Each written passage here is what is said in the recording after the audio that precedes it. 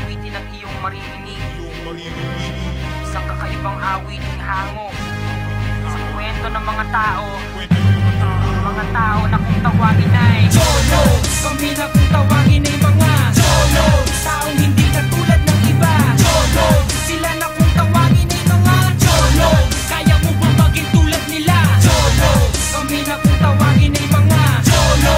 Taong hindi katulad ng iba. Cholo. Sila na kung tawagin ay mga Cholo.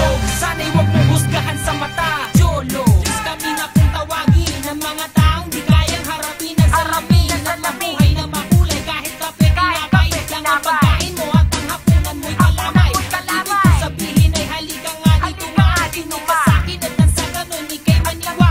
Sa mga sinasabi ko na malamang naman kakila kung bakit ang pantalon ko ay maluwa. Kasi wala naman akong pambili ng mga to. Ito naman kailangan na makinta karelo. Wala na pamasahe sumasabit na lang sa jeep. Kaya matulog sa papag mainit at pasinit. Mga pinapasukan na eskinita sa trabaho. Hindi sumisimangot may maamoy manamataho. Kanya kami mga tao, hindi mga tao. Kung ayaw namin ay ayaw namin. Kami na kung tawagin ay mga Cholo.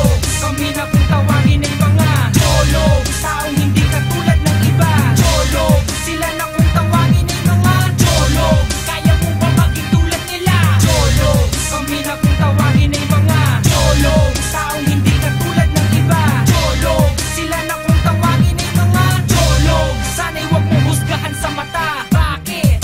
Umiirap sa amin pero mas pangit. Ba ang kasama mo makapal ang awali? Bili mo ko niyan ang sinasabi. Para sa paglakad lagi na nakakapit. Hindi kami mga sumasamba sa piso. Kontento na sa galunggong na pinirito. Pag bumili di na humihingi ng resibo. Lagi nakatawa kahit na walang gustiso. Ganyan ang mga nakakasama ko sa amin. Umamit ka na mabuti kapag humani. Pag may inuman ay di mo pwedeng awatin. Kasi di uso sa amin na mahiyain. Kaya bago pa matapos ang aking awit, isipin mo ng malalim mga ginamit na salita para sa amin ay lumapit. Kami na kung tawagin ay mga Cholo.